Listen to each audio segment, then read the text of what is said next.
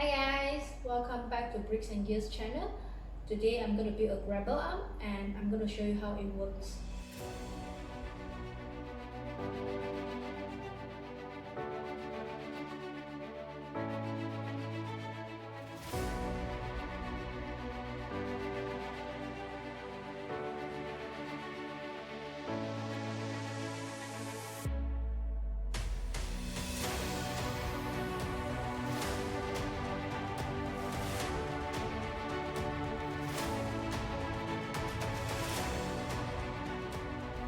Alright, we are done with our grabber arm.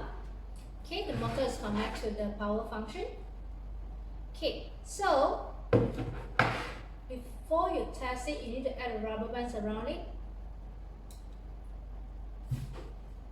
Can you see?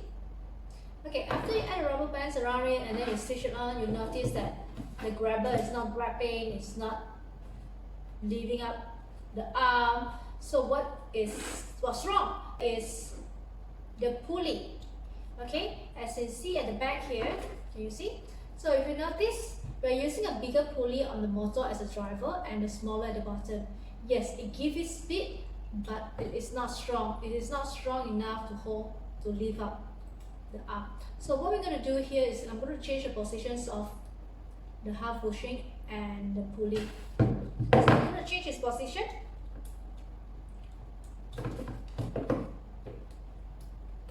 So when I change the positions, it becomes gear down, like our drawbridge that we talked about last time.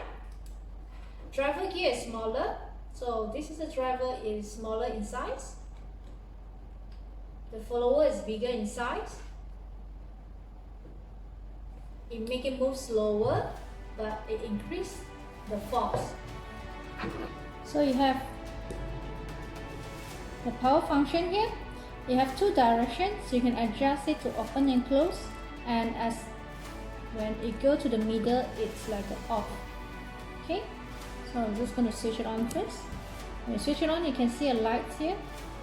Okay, so I am going to grab this. Okay, let's try. Okay, this is to grab. Alright, and it will stop at the maximum point even though your power still on, your motor still run. Okay, but because of the belt here, okay, it continues spin, but it doesn't damage any of the gears because the rubber band here at the belt, it allows the motor to continue spin even though it reaches maximum here. Okay, so next we're going to change this to another direction to switch it up, to drop it. Okay, I'm going to turn it to the other direction, and then you turn it on.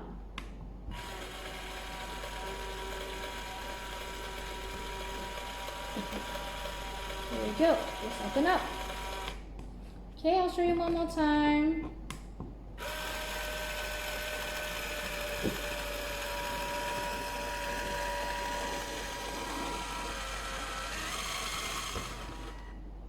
And now drop.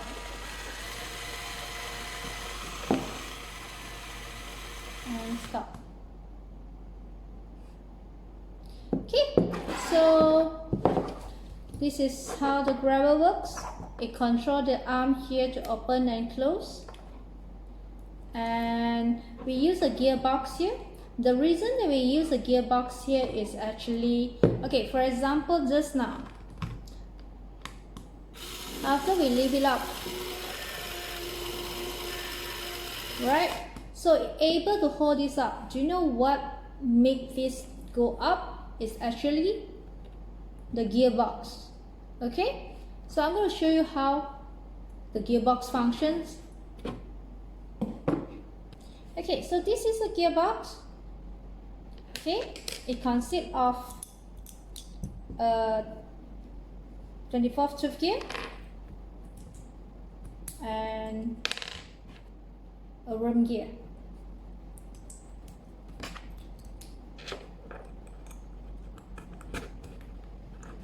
So the worm gear here is always act as a driver gear, so your motor usually connect to here. You also get the usually get the movement from this axle. So this is always the follower gear. So the driver gear is the worm gear, and then this is the follower gear.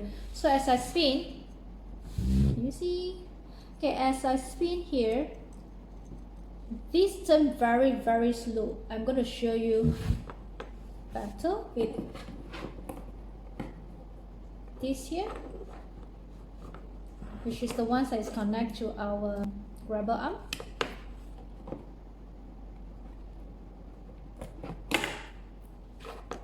Like this. Okay, so when I turn, the control need to go up and down, and it hold up, it stay up there. Okay, even so how much you force it to move up or down, it refuse, because your gear, the 24th tube gear, won't be able to turn the worm gear here. So worm gear is always as a driver gear. Okay, it cannot follow other gears to move, it acts as only a driver gear. Okay, that's why this machine here is used in our grabber arm in order for it to hold up the arm when you lift an object up.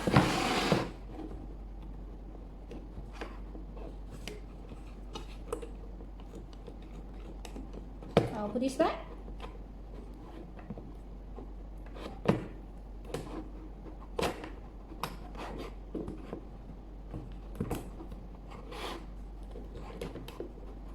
Okay, that's about it. But don't forget, we have to change the positions of the pulley and the half bushing to make it higher force in order for you to make your worm gear, which is the axles that connect here, to move and to make this function properly.